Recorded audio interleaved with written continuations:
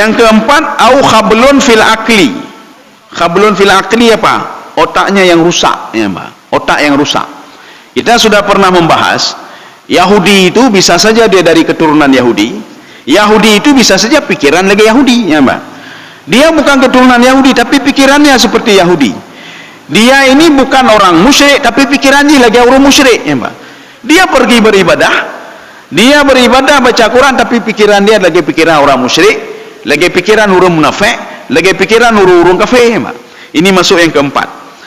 Au khablun fil akli, atau rusak ini, ya Mbak. Makanya Yahudi dan Nasrani itu, walam tarda ankal yahudu walan nasara hatta tattabi'a millatahum. Yahudi dan Nasrani tidak pernah tenang jiwa mereka sampai-sampai apa? Hatta tattabi'a millatahum. Millah itu ada dua. Millah yang pertama keyakinan mereka, millah yang kedua pola pikir mereka.